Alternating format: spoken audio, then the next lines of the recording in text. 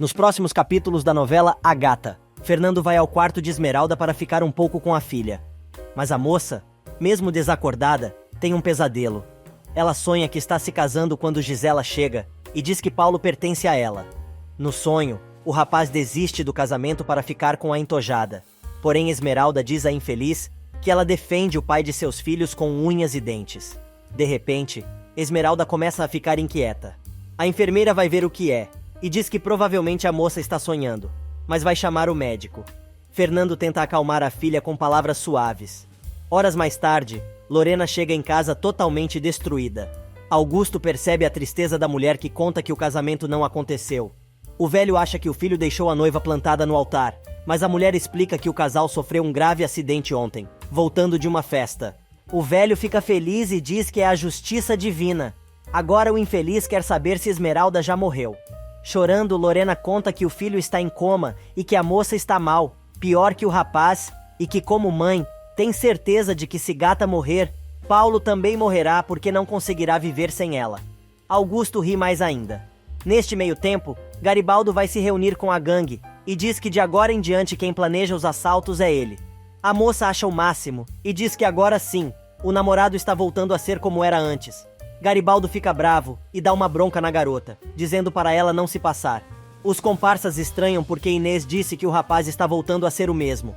No hospital, o médico diz a Fernando que Esmeralda está recebendo o tratamento adequado e que agora só resta esperar que a moça reaja aos medicamentos. Ele diz também que não sabe se ela vai ou não acordar. Do outro lado, Gisela está no quarto de Paulo dizendo ao morto-vivo que tudo o que aconteceu é culpa só dele.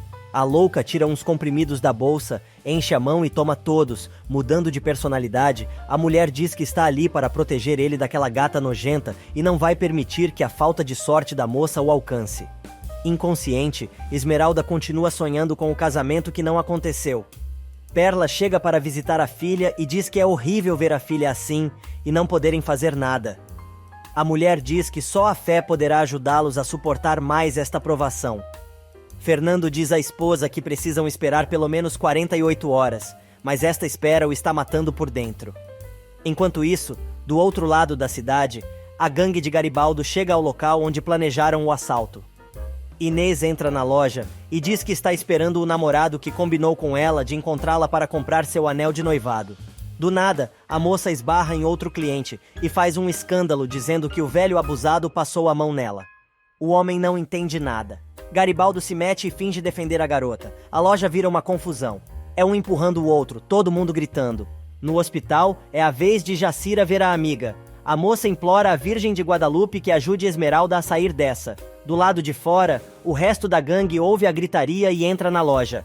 Armados e encapuzados, eles começam o assalto. Garibaldo comenta com Inês que está tudo dando certo e vão sair forrados dali, mas o cliente que foi acusado de abuso ouve o comentário.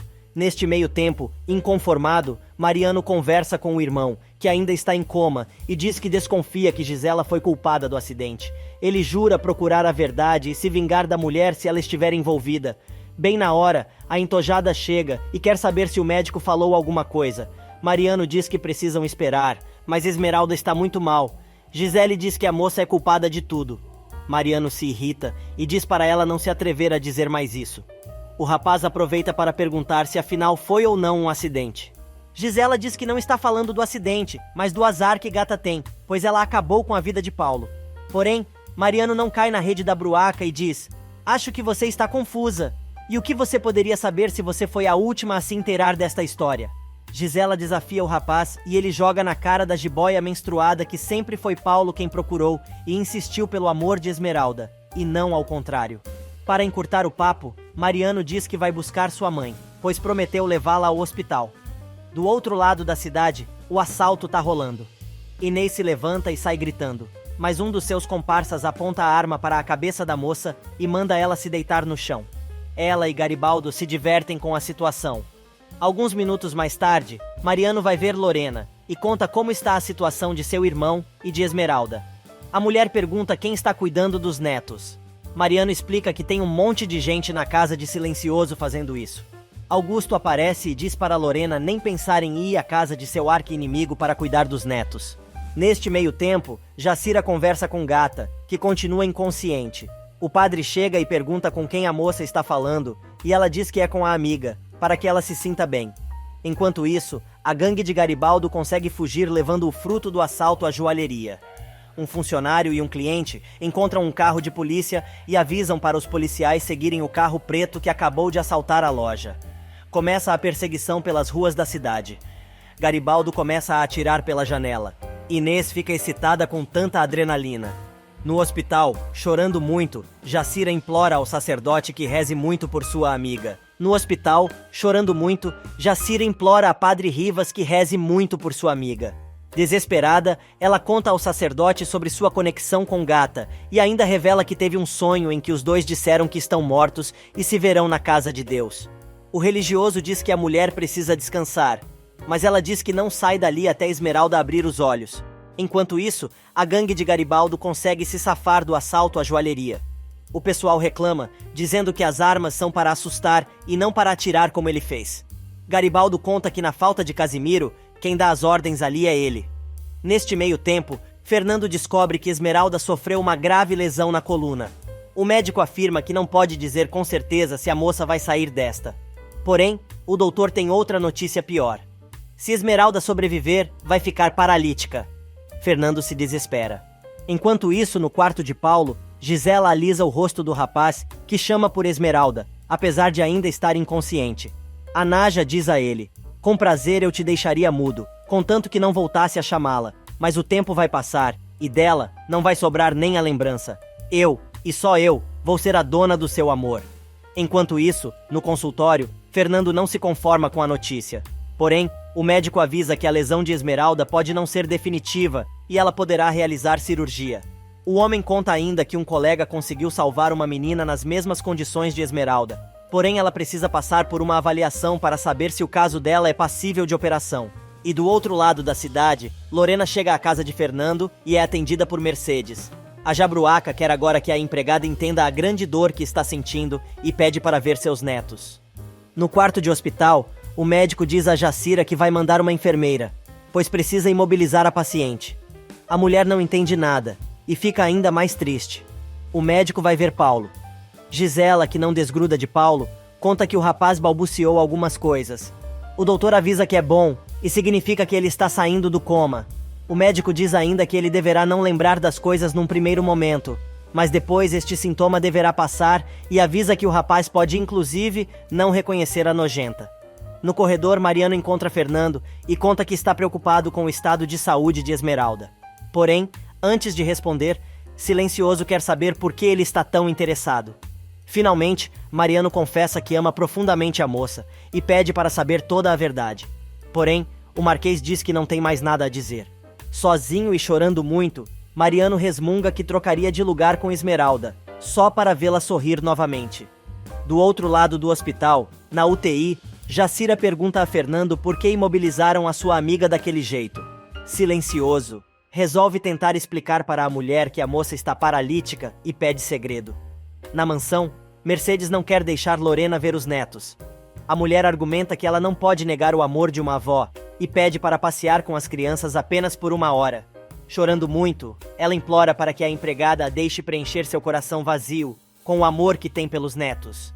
Enquanto isso, Augusto está no parque esperando pela esposa que chega com os netos. O homem fica furioso e diz que Silencioso não estava e vai devolver as crianças antes que Fernando chegue em casa. O velho diz que não quer nem olhar para os bebês e vai embora sem olhar para trás. Enquanto isso, no hospital, Perla agora vai ver Esmeralda. Chorando muito, ela diz que ama a moça como se fosse sua filha. Virgínia e Centavinho também vão visitar a amiga, dizendo lindas palavras de incentivo à garota.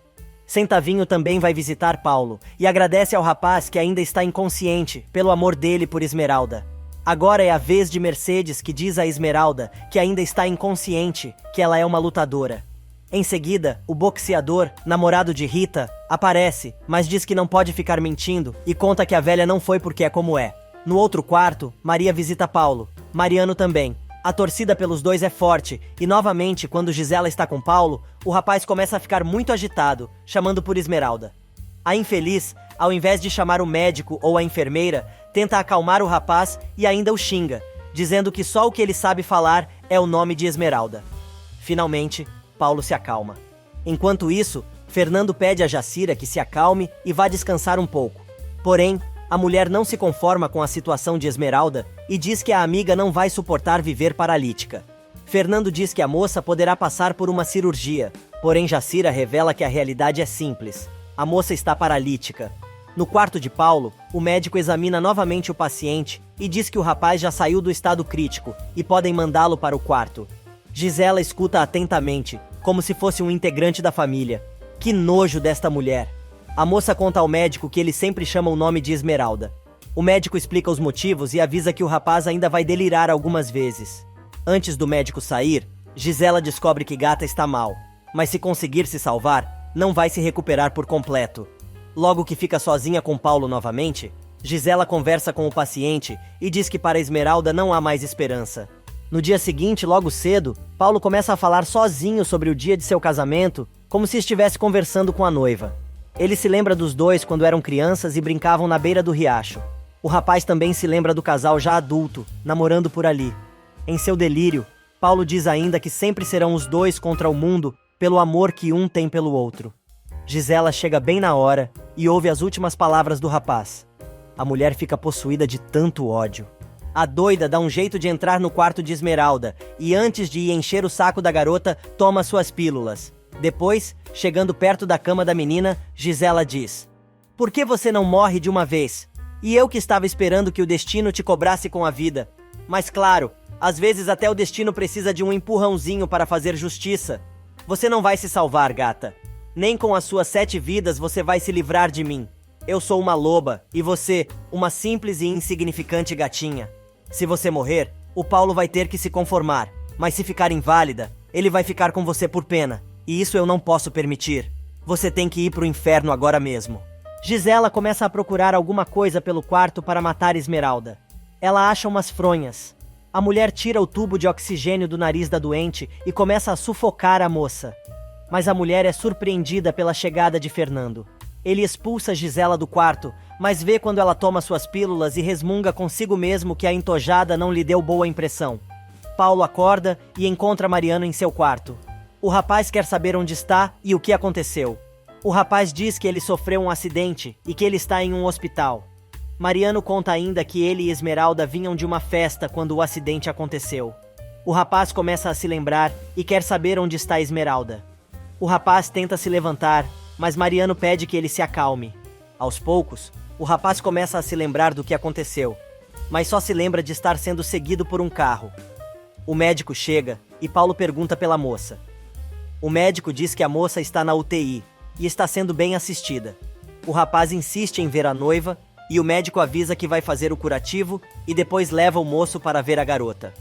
Alguns momentos mais tarde, o enfermeiro leva Paulo para ver Esmeralda. O rapaz se desespera ao ver o estado da moça. Ele quer saber por que a moça não responde e quer saber a verdade sobre a saúde de sua noiva. O doutor assegura que a moça não vai morrer, porém, precisa de mais tempo para se recuperar. Paulo dá a mão à moça, chorando muito, e do nada, a moça aperta a mão do rapaz. Ele diz que ela reagiu e o reconheceu. O médico insiste para que o rapaz volte ao seu quarto para se recuperar. Ele implora a Jacira para que ela não saia de perto de Gata nem um só minuto. Enquanto isso, no lixão, Rita recebe a visita do namorado e já recebido com uma bronca por não ter batido na porta primeiro. O velho conta que tem certeza que os dois vão se recuperar rapidamente. No hospital, o médico avisa a Fernando e Jacira que Esmeralda não está mais correndo perigo de morte. Porém, segundo ele, o diagnóstico sobre a lesão na coluna é definitivo e devem ser cuidadosos sobre o que falam na frente dela. Do nada, Esmeralda recobra a consciência e diz que está com muita dor.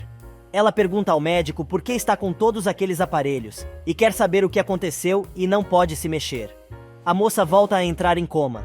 Fernando se preocupa e o doutor explica que isto é normal, nas condições em que a garota se encontra. Silencioso explica que quer ver o especialista o mais rápido possível. Alguns minutos depois, Fernando vai conversar com Paulo. O rapaz descobre que apesar da moça estar se recuperando, o casamento terá que ser adiado por um longo tempo e conta que sua filha ficou inválida. O rapaz se desespera. Silencioso tenta acalmar o rapaz, mas ele não se conforma. Ele quer levantar-se de qualquer jeito da cama. Fernando chama a enfermeira, mas o rapaz não para de gritar. Neste meio tempo, Lorena encontra Gisela na recepção do hospital e fica sabendo que o filho pode ter alta a qualquer momento. Lorena agradece toda a atenção dispensada por ela a Paulo, e a moça conta que o rapaz é um artista muito bom e que ainda vai ser muito famoso. Mas, quando está indo embora, Gisela dá de cara com Mônica. A entojada logo diz a Sensal que não vai permitir que ela se aproxime de Paulo. Mônica manda a mulher deixar de ser ridícula, mas a jararaca vermelha responde: "Ah, é? Você sabe a que ponto posso chegar a ser ridícula? Eu vou mandar aquele policial te expulsar. Vou dizer que meu namorado está neste hospital e que fiquei aqui o dia todo porque sou responsável por ele e que você é uma atrevida, infeliz, que ele enxotou quando se cansou da sua cara e está tentando vir atormentá-lo." Sem ter o que dizer, Mônica vai embora rapidinho. Sozinha, Gisela pensa com seus botões: "Ninguém vai se meter entre mim e o Paulo. Agora tenho que acabar com todas estas moscas." Enquanto isso, Paulo está no quarto de Esmeralda. Porém, Jacira e Fernando continuam do lado de fora. Silencioso conta que o rapaz já sabe da verdade, e só ele pode dar o consolo à garota. Ao lado da cama de sua amada, o rapaz sofre com a condição da moça, lembrando de todas as vezes que os dois se divertiram juntos no lixão e se perguntando por que os dois não conseguem ser felizes. Delicadamente, o rapaz beija os lábios de sua amada e, de repente, ela começa a chamar seu nome, mesmo de olhos fechados. Muito lentamente, a moça começa a acordar.